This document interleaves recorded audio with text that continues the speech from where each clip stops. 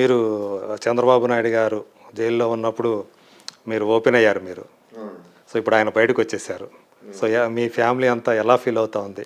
అంటే ఇది ఒక ఒక రకంగా చెప్పాలంటే మీకు అందరికీ ఒక సంబరం లాంటిది. ఆయన బయటికి రావటం అనేది 52 రోజుల తర్వాత జైలు జీవితం తర్వాత. సో మీరెలా ఫీల్ అవుతున్నారు? చాలా హ్యాపీ ఫీల్ అవుతామండి. అంటే ఆయన ఏ ఎలిగేషన్స్‌తో అయితే ఆయన లోపల ఉంచారో, ఆ ఎలిగేషన్స్ సంబంధించి ఏం చెప్తారు? అవి విచారణలో అంటే జ్యుడిషియల్ విచారణలో, కోర్టు విచారణలో అవన్నీ వీగిపోతాయని నమ్ముతున్నారా? ఏంటి ఇది అక్రమంగా అరెస్ట్ చేశారు ఫస్ట్ది. ఏంటంటే ఆయనకి అవినీతి చేయాలనుకుంటే ఆయన ఎప్పుడో చేసేవారు. 95 నుంచి 2003 వరకు ఆయన సీఎంగా ఉన్నారు. అప్పుడే ఆయన అవినీతి చేసి ఆయన కావాలంటే మన హెరిటేజ్లో ఆ డబ్బులను తీసుకెళ్ళి హెరిటేజ్లో పడేసి హెరిటేజ్ని ఒకేసారి గ్రో చేసేవారు. ఆయన హెరిటేజ్ ఇప్పుడు చూడండి చాలా టైం పట్టింది గ్రో అవడానికి. ఎందుకంటే లీగల్గా మాయం చేస్తున్నారు. బిజినెస్ అయితే స్టెప్ బై స్టెప్, ఎందుకంటే ఒకేసారి బిజినెస్ గ్రో అండి. ఇట్ టేక్ సమ్ డికేట్స్ చేసి పడితే అలా. So step by step grow చేసుకుంటా ఇప్పుడు బాగా స్టేబుల్ అయ్యారు. హెరిటేజ్ బాగా పేరు ప్రఖ్యాతి సంపాదించింది, బాగా బిజినెస్ గ్రో అయింది. నిజంగా మా కరప్షన్ చేయాలనుకుంటే ఎంతసేపు ఇంత ఎందుకండి హెరిటేజ్ ఎంత కష్టపడటం. అప్పుడే స్కామ్ చేస్తే ఒక 1000-2000 కోట్లు ఆ రోజునే హెరిటేజ్లో వేసేస్తే హెరిటేజ్ అప్పుడే గ్రో అయిపోయేది. కానీ ఆయన స్కామ్ చేయలేదు కాబట్టి హెరిటేజ్ గ్రో అవ్వలేదు. దానికే అదే ప్రూఫ్. ఎందుకంటే ఆయనకి ఇష్టం లేదు. నిజంగా కరప్షన్ చేసి ఆ దొంగతనం చేసి ఆ మనస్తత్వం ఏమైనా ఉంటే ఇమ్మడిగా చేస్తారండి, మనుషులు ఆగరు. అప్పుడే కరప్షన్ చేశారు అప్పుడు 95లోనే. సో ఆయనకి అది లేదు, ఎందుకంటే ఆయనకి ఆ ఉద్దేశం లేదండి. అసలు మనస్తత్వం ఆయన నేను చూశాను కాబట్టి ఆ మనస్తత్వం లేదు. అంటే ఏదో నా మాయని చెప్పట్లేదు, అది జనంగా తెలుసు. 95 నుంచి 2003, 2014 నుంచి 2019 ఆయన ఏ విధంగా చేశారో అన్నీ మీకు అందరికి జనం అందరికి తెలుసు. ఇంకోటి అంటే మనం అరెస్ట్ చేసినప్పుడు ఇప్పుడు నేను నేరం చేస్తానండి, ఎఫ్ఐఆర్లో పేరు రాయాలి. ఆ నేరం ఏంటో ప్రూవ్ చేయాలి. ప్రూవ్ అంటే ఉంటుంది, ఎందుకంటే ఇప్పుడు మనం మాయ సీఎం అయినప్పుడు గవర్నమెంట్ ఆఫీస్లో సంతకాలు కానీ దాంతో పేపర్స్ రికార్డ్స్ అన్నీ ఉంటాయండి. ఆ రికార్డ్స్ ముఖ్యమంత్రి నుంచి వెళ్ళిపోయిన తర్వాత కూడా వచ్చే నెక్స్ట్ ముఖ్యమంత్రి కూడా అవన్నీ ప్రూఫ్స్ ఉంటాయండి. దాన్ని ట్యాంపర్ చేయలేదు. సో ఈ ప్రూఫ్స్ అని బయటపెట్టచ్చు. అందులో ప్రూఫ్స్ చూపించారని చూపలేదు, ఎందుకంటే ప్రూఫ్స్ లేవు కాబట్టి. వాళ్ళ అక్కడ ఆఫీస్లో ఉంటాయని ఇష్టం ఉంటే ఫైల్ గిప్పటాలు ఉండవు. ఎందుకంటే చాలా ఇంపార్టెంట్ అది. స్కిల్ డెవలప్మెంట్ కేసు అది. ఇంకా ట్యాంపర్ ఇదండి ప్రూఫ్స్, అది ఇంకా పెద్ద నేరం అవుతుంది. సో వాళ్ళు ఎఫ్ఐఆర్లు పేయలేదు, ప్రూఫ్స్ లేవు. 36 నిందితుడు 37 ఇది అనుకుంటండి, దాని కింద అక్యూజ్డ్ కింద పెట్టారు. దాంతో గవర్నర్ సంతకలేదు. Without governor, without FIR how can arrest him? ఏదో లేదండి, అరెస్ట్ చేసేద్దాం, జైలు వేసేద్దాం. అండ్ వాళ్ళకి తెలుసు ఇక్కడేం కరప్షన్ జరలా, ఆయన కేసు ఇరికిద్దాం అని చెప్పి ప్లాన్ చేసి ఆయన జైలు బాగా సక్సీడ్ అయ్యారు. విషయంలో ఇది లాస్ని అతిక్రమించి అబ్యూస్ చేసి జైలు వేసేసారు. తర్వాత ఏదో ఇరికిచ్చాలని చూశారు. సో ఆయన చేయలేదు కాబట్టి లక్కీగా బయటపడారు. ఇంకో ఇంపార్టెంట్ విషయం చెప్పాలనుకుంటాను. ఏమన్నారంటే 358 కోట్లు స్కామ్ చేసిందన్నారు. తర్వాత మళ్ళీ వచ్చేమో జడ్జి అడిగితే మళ్ళీ ఒకసారి జడ్జి చెప్తే 358 అన్నారు. మళ్ళీ వస్తే 27 కోట్లు అన్నారు. వాళ్ళకి ఇది లేదు, క్లారిటీ లేదు. ఇంకోటి ఏంటంటే 27 కోట్ల స్కామ్ అంటే అది ఎవరైనా అవుతారండి. అంటే రూపాయిగా స్కామ్ చేసినా స్కామే. నేను ఆ డబ్బులు గురించి చెప్పట్లేదు, కానీ కామన్ సెన్స్గా ఆలోచిస్తే చంద్రబాబు మాయ ఇక్కడ హెరిటేజ్లో 100 కోట్లు సంపాదిస్తున్నారు. ఆయనకి ఎందుకండి ఈ 27 కోట్ల స్కాము? మామూలు కూడా అంటే మన మిడిల్ క్లాస్ వాళ్ళు మధ్య అపార్ట్మెంట్స్ కల్చర్ చాలా వస్తున్నాయి, విలాస్ కడుతున్నారు. సో చాలామంది ఏం చేస్తున్నారంటే రియల్ ఎస్టేట్ పనులు చేస్తున్నారండి. రియల్ ఎస్టేట్గా డబ్బులు వేయటం, అందులో పెట్టుబడి పెట్టడం, ఇన్వెస్ట్ చేయటం, ఇవన్నీ చేసి ఈజీగా 50-60 కోట్లు, 40-50, 25 అలా సంపాదిస్తున్నారు. సో మాయాకి తలుచుకుంటే రియల్ ఎస్టేట్లో పెట్టుకుంటే ఆయనకి ఎంతో 100 కోట్లు వస్తాయి. ఈ 27 కోట్లకి ఎందుకండి స్కామ్? మాయ అంత పెద్ద ముఖ్యమంత్రి, 14 సంవత్సరాలు ముఖ్యమంత్రి, అపోజిషన్ లీడర్, అంత పేరు ప్రఖ్యాతులునే ఎందుకు ఈ 27 కోట్ల కోసం స్కామ్ అని చేస్తారండి చంద్రబాబు నాయుడు గారు?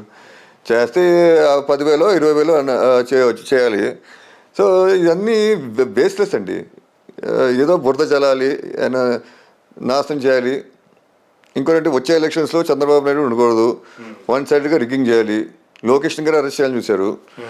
అందరినీ వేసేస్తే జైల్లో లీడర్స్ ఉండరు, బాలకృష్ణ ఒకరే మిగిలిపోతారు, ఒక సైడ్ రిగ్గింగ్ చేస్తే అయిపోతుంది అని చెప్పి ప్లాన్ చేశారు.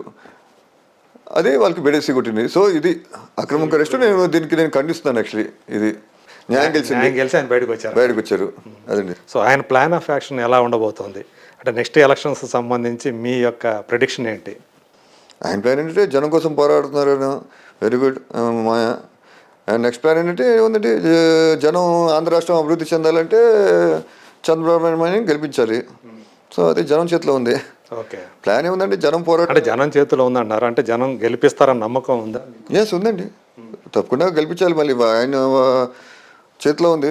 తెలుగుదేశం పార్టీకి పవన్ కళ్యాణ్ గారు కూడా సపోర్ట్గా వచ్చారు. సో ఆ పొత్తు కూడా ఉంది. నెక్స్ట్ ఎలక్షన్స్లో ఉండబోతుంది అనుకుంటారు.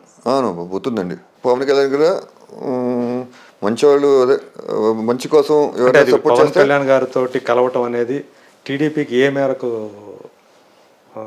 లాభం చేకూర్చుద్దని మీరు అనుకుంటున్నారు? అంటే టీడీపీ సొంత క్యాడర్ ఉందండి, సొంతంగా వెళ్ళినా గెలుస్తాం. వేరే పార్టీలు కూడా మంచి కోసం వస్తే పొత్తు పెట్టుకుంటామండి, వాళ్ళు కొంచెం సీట్లు ఇస్తాం. ఇప్పుడు నిజంగా చెప్పుకుంటే టీడీపీ ఇప్పుడు సొంతంగా వెళ్ళినా గెలుస్తుంది. కానీ పవన్ కళ్యాణ్ గారు సపోర్ట్ చేస్తాను జనం కోసం, ఆయన గారు పాలిటిక్స్లో వచ్చారు, నా పార్టీ గారు ఉండాలి అని చెప్పి ఉద్దేశంతో ఆయన ముందుకు వస్తున్నారు. అండి, అదే చంద్రబాబు నాయుడు గారు జైల్లో ఉండటం వల్ల అప్పుడు సంక్షోభ స్థితిలో సపోర్ట్గా వచ్చారు. అవును చెప్పండి, దట్స్ వెరీ గుడ్ అండి.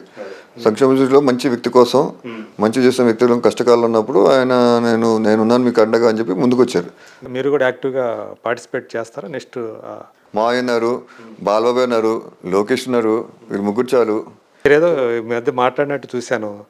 అంటే ఫస్ట్ ఇప్పుడు చంద్రబాబు నాయుడు గారు ముఖ్యమంత్రి అవుతారు, తర్వాత ఆయన తర్వాత బాలకృష్ణ గారు, ఆ తర్వాత నారా లోకేష్. నిజమేనా అది? అంతే కదండి. ఇప్పుడు నెక్స్ట్ చంద్రబాబు తర్వాత బాలబాబు సీనియర్ బాలబాబాయ్ తర్వాత లోకేష్. ఎస్, వాళ్ళ సమర్థవంత నాయకులు.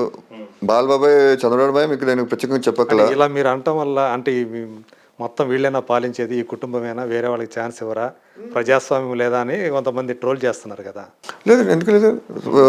మనం చూడండి, మన తెలుగుదేశం పార్టీ ప్రెసిడెంట్ని ఆంధ్ర సైడ్ని మన వాళ్ళు ఎర్రమనాయుడు బ్రదర్ని అచ్చెన్నాయుడు గారిని చేశారు. అచ్చెన్నాయుడు గారు చేశారు, అంతకుముందు ఇంకా చేశారండి. సో అలా కాదండి. జనం ఇప్పుడు వేరే వాళ్ళు న్యూట్రల్ వాళ్ళైనా పెట్టమన్నా పెడతామండి. అదనేది జనం ఎవరిని కోరుకుంటే, ఇప్పుడు ఫ్యామిలీ కాకుండా ఇంకా ఇంకో వ్యక్తి అతను జనం బలం ఉంటే తప్పకుండా తెలుగుదేశం పార్టీ లోకేష్ బాలబాబు కాకపోయినా న్యూట్రల్ వ్యక్తి కూడా ఆలోచిస్తారు. చంద్రబాబు బాలబాబు లోకేష్. అంటే బాలయ్య బాబు గారు కూడా ఆలోచన ఉందా, ఆసక్తి ఉందా, సీఎం కావాలన్న ఆసక్తి ఏమన్నా ఉందా? అంటే పార్టీ కోసం, ప్రజల కోసం ఆయనకి చాలా ఉందండి. అంటే కష్టాలు ఉంటే తప్పకుండా నేను చేస్తాను, నేను పార్టీకి అవసరం ఉంటే తప్పకుండా చేస్తానని అది ఆయనకు ఉంది. అది ఆయనకి ప్లస్ ఆయనకి అవగాహన చాలా ఉంది ప్రజల సమస్య మీద. అంతే, నాలెడ్జ్ ఉంది బాగా. ఆయనకి అవకాశం రాలేదు, వస్తే మాత్రం ఆయనకి బయట పెడతారైనా. సో దాంతోనే మనం అందరూ ఆశ్చర్యపోతాం.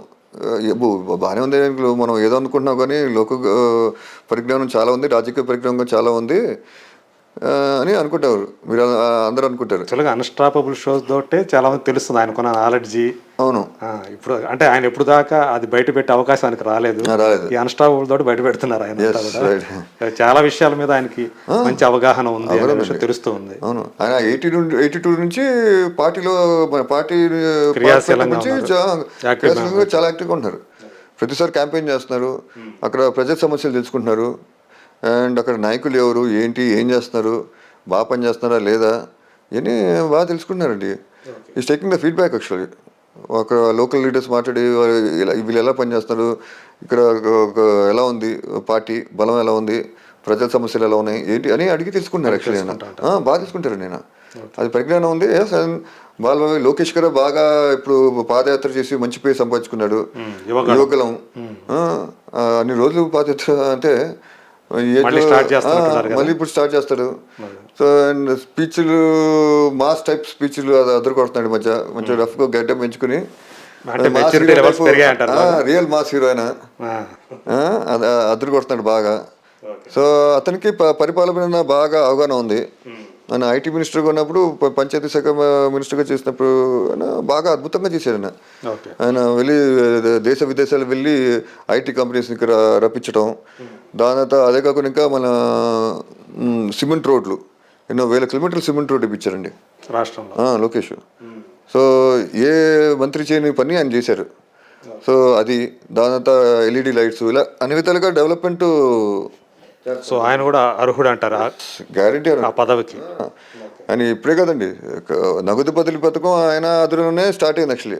ఆయన అతనే ఆలోచనతో మళ్ళీ మా ఐడియా తెలియదు కానీ విదేశాలన్నీ తిరిగి ఈ పథకం మంచిదా కాదని చెప్పి విశ్లేషించుకుని వచ్చి వాళ్ళ నాన్నకి ఇది డైరెక్ట్గా వాళ్ళంటే మధ్యలో మధ్యవర్తులు డబ్బులు తినేస్తారు దళారుల్లో కాకుండా.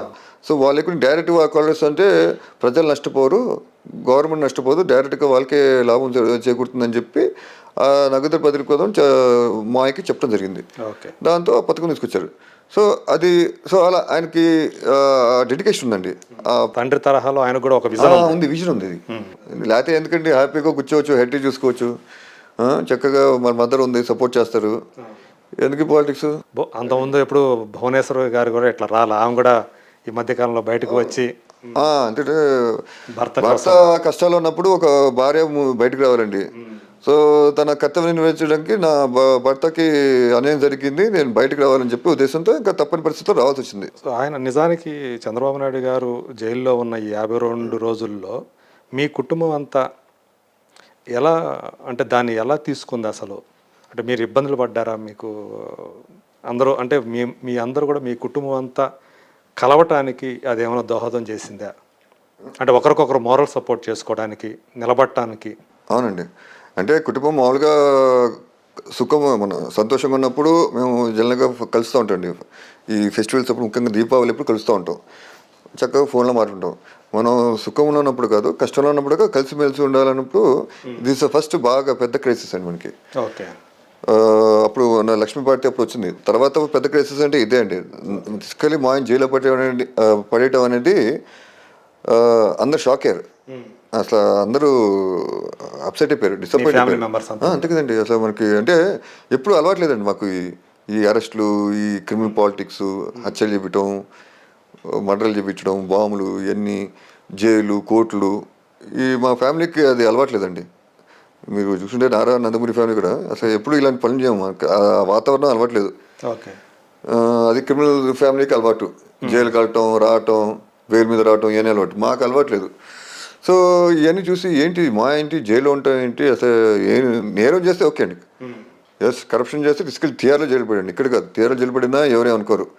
కానీ ఏ నేరం చేయని చంద్రబాబు నాయుడు మాయ అలా ఈ విధంగా అక్రమంగా అరెస్ట్ చేసి ఇలా అన్యాయంగా జైలు పడేయటం అనేది ఎవరు జీర్ణించుకోలేపారు. సో బట్ ఏం చేస్తామంటే మేము ధైర్యంగా ఉన్నాం.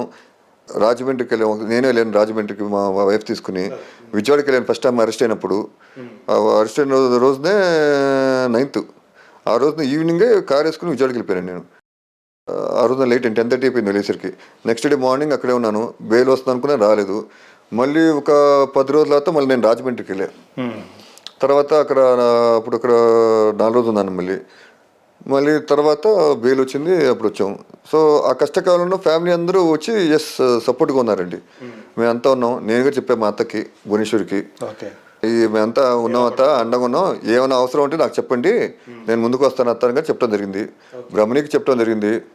అప్పుడు ఏమైనా ఉంటే చెప్పు Brahmani, we're all there for you, whole family is there, I'm also there, my father అందరూ ఉన్నారు అని చెప్పడం జరిగింది. ధైర్యంగా ఉన్నారు వాళ్ళంతా? ధైర్యంగా ఉన్నారండి. అత్త బాబు మా ఫ్యామిలీ మెంబర్స్కి కొంచెం ఉంటుంది కదండి ఎమోషనల్ అప్సెట్, అంతే కదా, జీవిత సహచరుడు కదా, బాధ ఉంటుంది కదండి, కోపం, బాధ, అది బాగా కనిపించింది.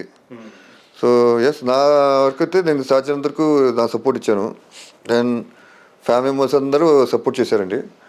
ఎస్ న్యాయం గెలిచింది, బయటకు వచ్చారు, హ్యాపీగా ఉన్నాం. ఇప్పుడు క్రైసిస్ అంతా అయిపోయిందని అనుకుంటున్నారా? అంటే ఇది ఈ బెయిల్ అనేది తాత్కాలికమే అని చెప్పేసి అంటున్నారు కదా అవతల పార్టీ వాళ్ళు. సో మీరేమనుకుంటారు?